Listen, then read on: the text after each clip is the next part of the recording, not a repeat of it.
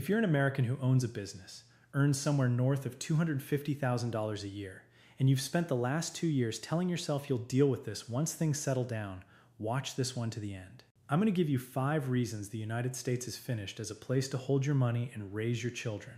And I'm going to put a real number and a real date on every single one, because the rules in this world change every few months, and most of what you've read online is already out of date. Most Americans watching this already agree with me. That agreement costs you nothing. The United States is the only serious country on earth that taxes you for life, no matter where you live, which means every month you spend researching this instead of doing it, you're paying full price for the privilege of thinking about it. And this year, the price of getting out actually changed. It got cheaper in one specific way and much more expensive in another, and almost nobody has noticed. The first reason is the one that makes every other reason on this list worse. Get this wrong, and you'll do the entire hard part: the move, the schools, the residence visa, the shipping container, and carry on paying almost exactly what you're paying now. America taxes citizenship, not residency. You could live in Dubai for the next 30 years, never set foot in the country again, and you'd still be filing with the IRS every April. Now, most people know there's an exclusion and they've heard a number. For 2026, that number is $132,900 per person. If you're married and you both work abroad and you both qualify, it's $265,800 between you. That sounds generous right up until you look at what it actually covers. It covers earned income, salary, wages, and the portion of your business income that's genuinely payment for your own labor. It does not cover dividends. It does not cover capital gains. It does not cover the rent from your properties, and it does not cover the day you sell the company. So think about where your money actually comes from. If you're a $500,000 owner-operator, most of that is distributions and gains, and the exclusion touches almost none of it. You move to a zero-tax country, and your US bill barely moves. That's the difference between an American and a Canadian doing this. My Canadian clients land in Dubai, and their tax bill goes to zero in about 18 months. The American lands in the same building, pays the same $30,000 a month in rent, and still owes Washington.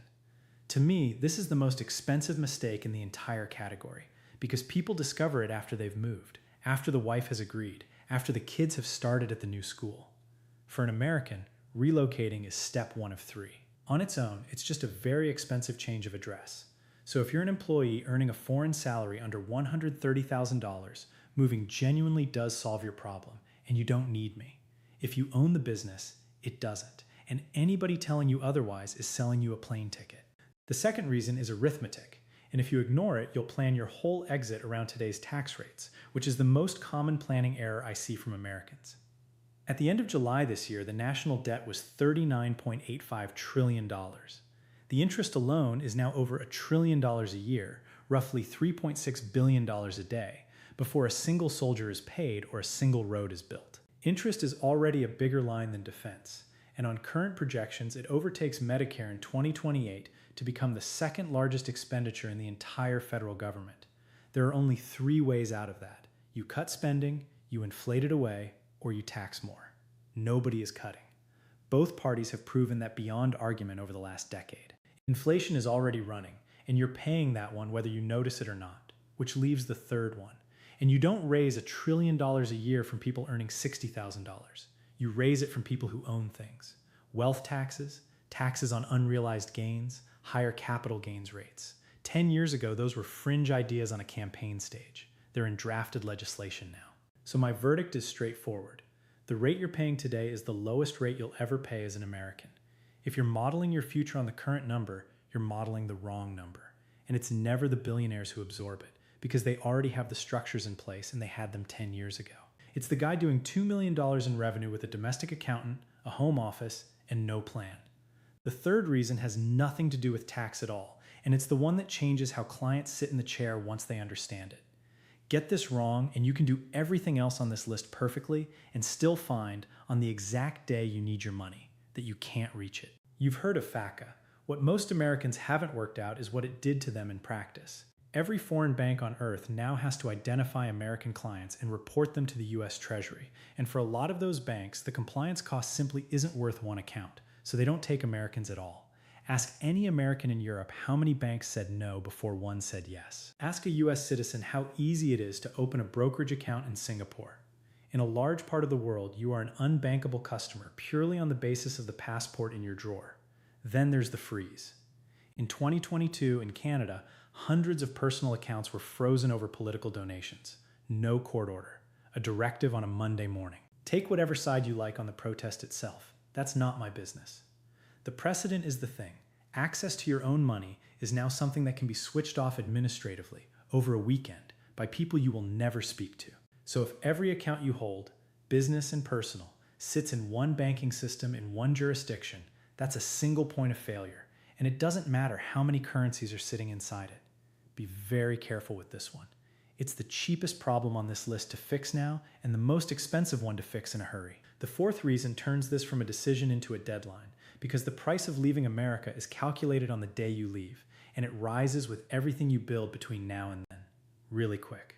If you're looking to lower your taxes, increase your freedom, and get the best possible residency and citizenship options around the world, I've launched the Wealthy Expat Private Mastermind, a free private group you can join with the link in the description. So, the exit tax. The United States charges you to leave, but only if you're what they call a covered expatriate, and you become one by failing any single one of three tests.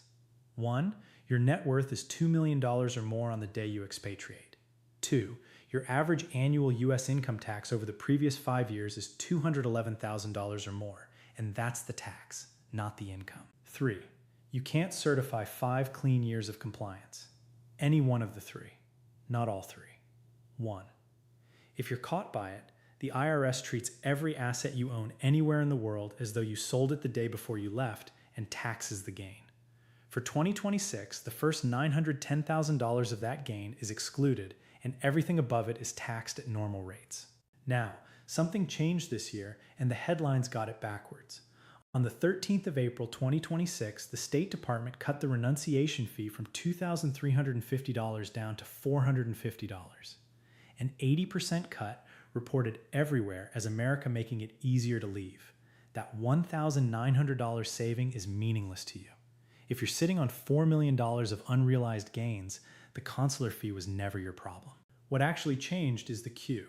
Embassy waiting lists for renunciation appointments were already running into months before the fee dropped, and they got a lot longer the day it did.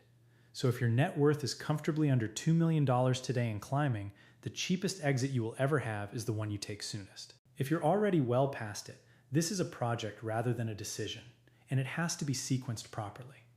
The fifth reason is the one almost nobody in this industry will sit down and discuss with you, and it's the reason that, if I were American with young kids, would have me moving inside 12 months. Your children inherit this automatically. There is no form to opt out. A child born to an American parent is generally American at birth, wherever that birth happens. So they get the passport, and along with it, they get the lifetime filing obligation, the reporting on every account with their name on it, and the same trouble opening an account in Zurich or Singapore that you have. There are hundreds of thousands of people around the world right now who have never lived a day in the United States, who owe returns to the IRS, and who can't get a normal mortgage locally because of it. They're called accidental Americans, and none of them chose it. And a minor can't renounce, so the decision stays yours until they're 18. Then there's the part that genuinely shocks people when I explain it. If you become a covered expatriate and you later gift money to your children, or leave it to them when you die, and they're still US citizens at that point, the recipient pays a flat 40% on it. Your kids pay 40% to receive their inheritance from their own father. So here's my verdict, and it costs me money to say it. Don't renounce anything. Not yet. The order matters far more than the speed. Second, citizenship first, so you're never stateless and never without a passport. A real tax residency somewhere that actually wants you. Second, renunciation, if you ever do it at all, is the last step, and for most of my American clients, it lands 2 or 3 years after the first one. But the clock on step 1 is running, and it's running on your children as much as it's running on you. So the whole thing starts with step 1, the second passport, and the only question that actually matters there is how fast you can get one in your hand. I've put together the 5 fastest citizenship by investment programs in the world right now, with the real total price on each one, fees included. And the quickest one on that list is not the one everybody talks about. It's not Caribbean, and it costs less than the program most Americans end up buying. 5 countries, real timelines, real numbers. Check it out right here.